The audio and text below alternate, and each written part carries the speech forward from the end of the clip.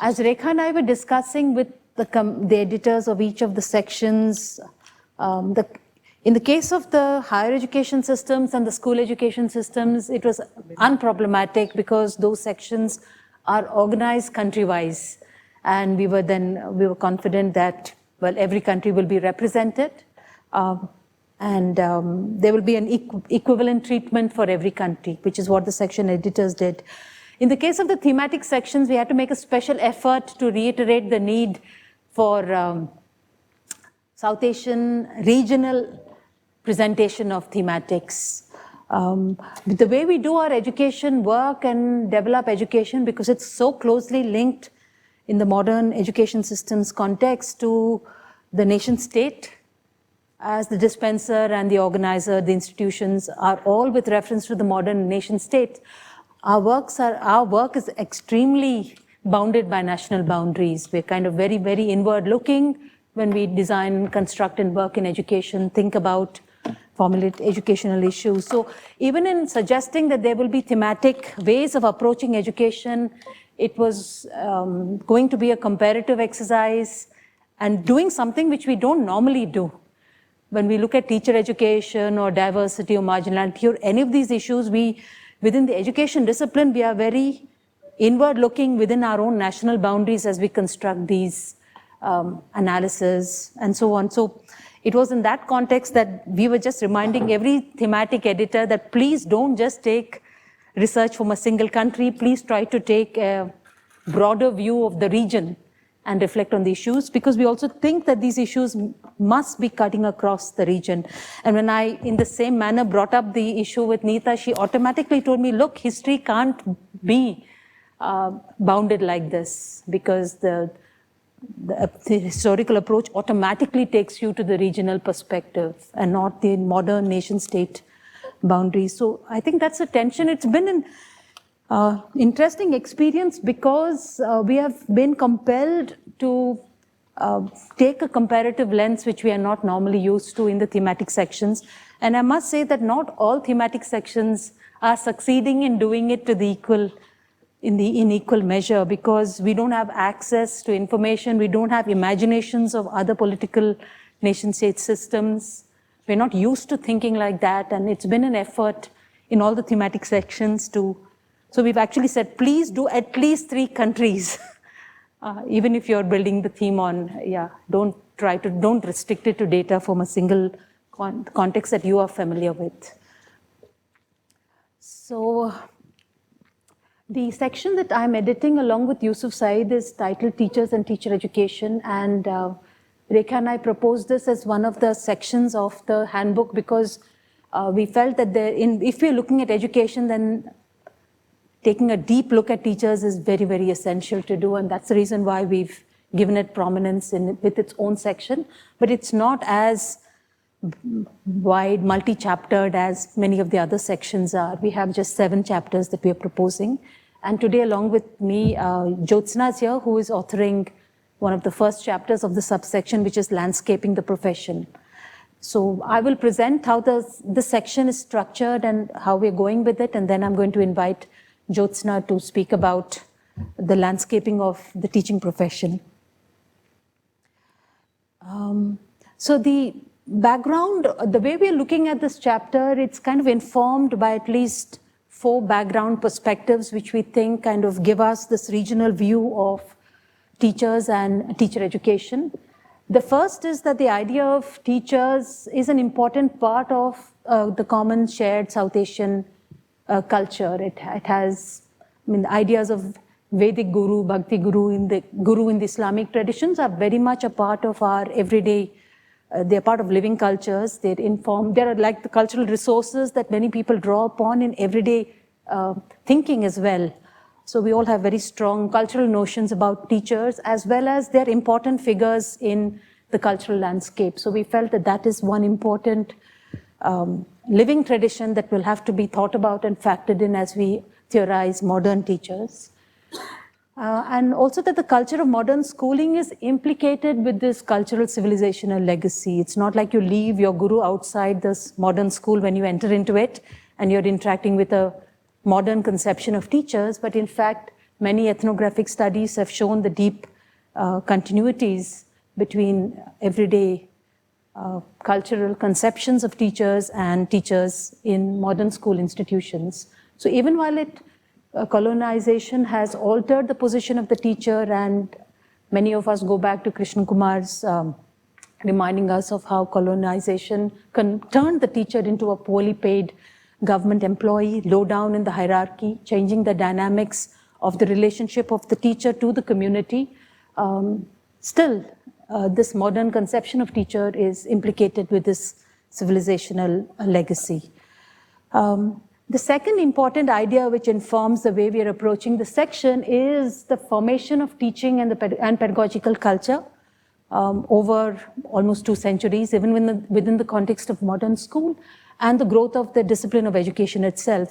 It's actually very interesting that in the period of colonization, the creation of the modern institution of school in India is also the time in which teaching is emerging as a profession, the disciplinary basis of teaching is getting formed, teacher education begins its engagement with higher education and enters into the space of the university.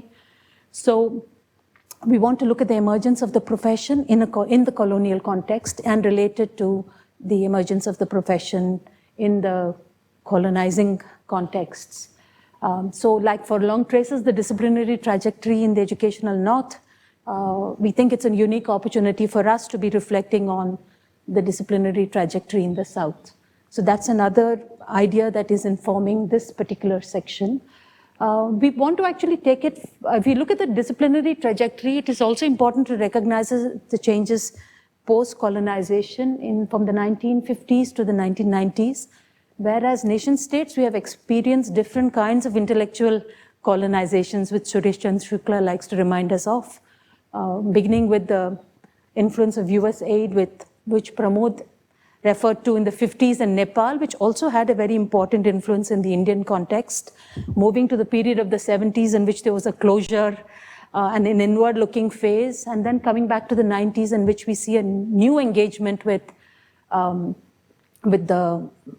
international donor-driven agendas. So that's the second frame that we are using, which is kind of informing the way we are looking at teachers and the development of teacher education.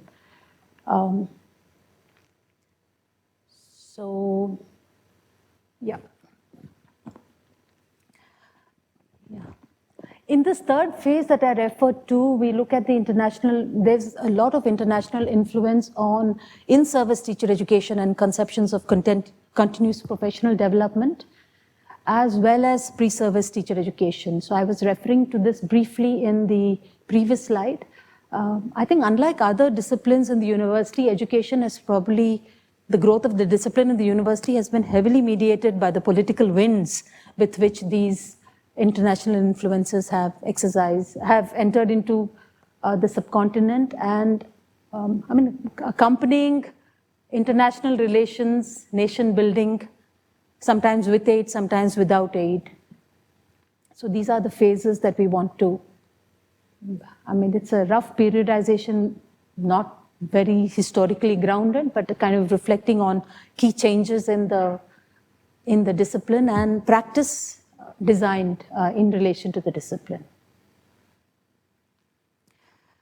And the more recent round, which is the growth of and influence of national civil society organizations, international political economic influences in the growth of the NPM discourse, particularly targeting teachers, and the growth of the private sector and the new private models of education for the poor. So we want to kind of also factor this in as we're looking at teachers and teacher education.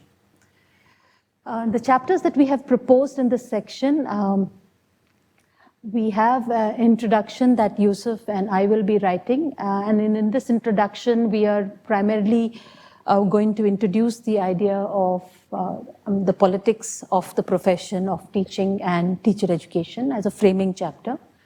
Jyotsna and Pooja have been working on mapping the profession, and Jyotsna will be talking about that. The initial teacher preparation chapter is written by Maithili Ramchand with Purna Sreshta. They're drawing on 5 countries to build an understanding of initial teacher preparation. The primary countries are Nepal, India, Bhutan, a little bit of Sri Lanka. Yeah, and 1/5 country I'm forgetting. Bangladesh, no, not. Yeah.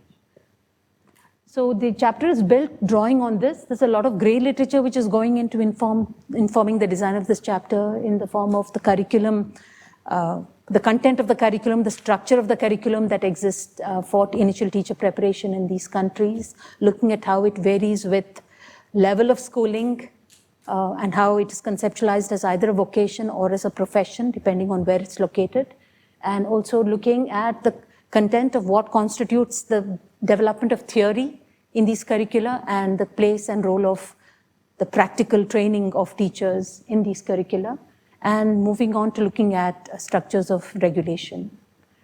I was just discussing with Maithili that perhaps the reform in the initial teacher preparation design can also become one of the things that are included in this chapter, because many of these countries have undergone fairly significant curriculum revisions in the last 10-15 years, or approaches to initial teacher preparation. The in-service teacher education chapter is being written by Irfan from Pakistan, Zia from Bangladesh, and Ajay from India. And this chapter draws on these 3 countries primarily to build an understanding of in-service teacher professional development.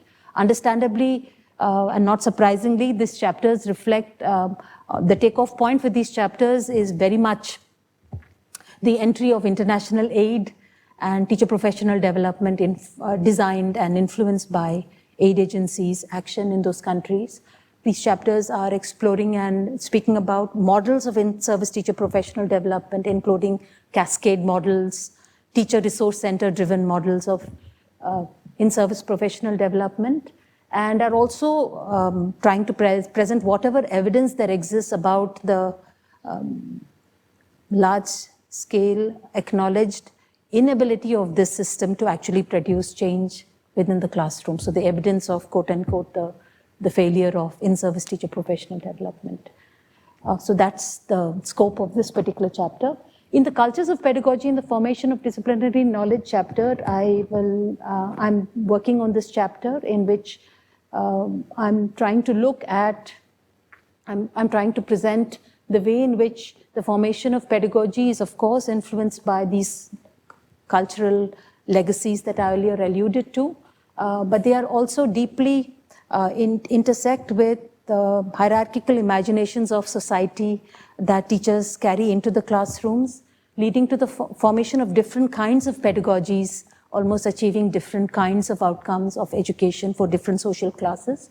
It's been acknowledged in literature about the deficit perspectives that teachers carry into the classroom, both in relation to children of the poor, but also significantly in relation to children in need of special education or children with special needs. And these are also part of which go into constituting the cultures of pedagogy that we'll be discussing in the classroom.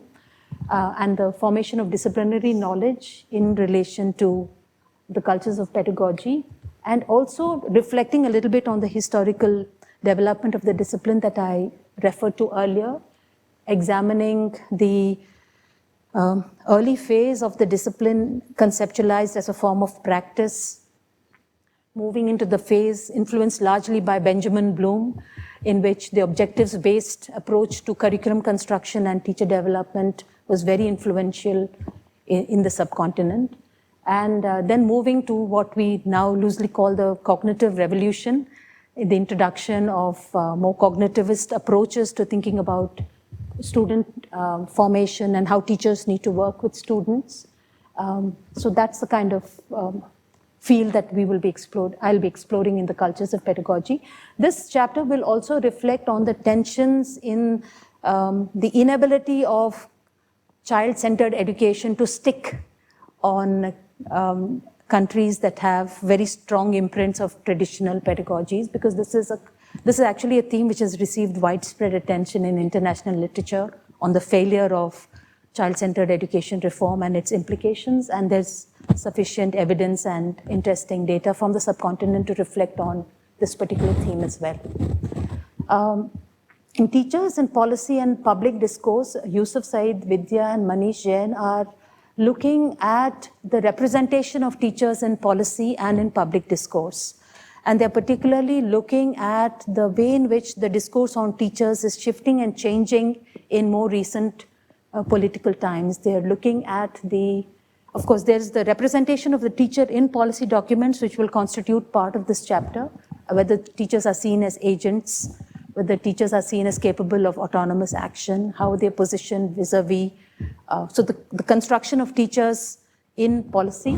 They're also looking at the construction of teachers in public discourse, and particularly the emergence of discourses of derision around the profession and teachers under the influence of with the emergence of new ideas of accountability, efficiency, around which teachers as professionals is getting reconstructed in the public discourse. So that's the scope of this particular chapter. The first 6 chapters, introduction we're waiting to write, but the 5 chapters, work has begun on these chapters and they are at least getting drafted now. Rahul was supposed to work along with, I'm forgetting his collaborator's name, on this particular chapter on teachers as agents and as policy actors. But he has recently written to me saying that he's unable to proceed because he's not feeling inspired to write about it. We felt it's an important chapter because most of the other chapters are looking at what happens to teachers, but don't quite bring out a teacher's own voice and agency. And we were really wanting this chapter to do that. It's not that South Asian teachers don't have a voice and are not heard. It's just that whether we choose to hear it, and which is the research which has actually documented and brought to the fore teachers' voices. So we really want this chapter to happen. I'm just wondering, I'll have to speak to Yusuf whether there's space in any other chapter to incorporate elements of this, but otherwise we'll have to get Rahul to write this chapter on looking at understanding teachers' own agency, teachers as agents and as political actors, because the South Asian region is heavily informed, in fact shaped the politics of teaching profession. It's not as if teachers are victims or that they are without agency in this whole process. And I think we need to make that much more explicit and evident. So we wanted him to write that chapter partly to reflect on the agency and political actors of teachers in the government schooling systems and their own agency and their own role as political actors. But we also felt that this chapter should at least signal or begin to bring to the fore teachers in the private sector and how fragile they are. There aren't very many researchers which are looking at that, but given the growing importance of the private sector in the subcontinental context, we wanted this to also be featured in this particular chapter, but I think we'll have to go back to see how that is done. Yeah, so that's the outline of this section.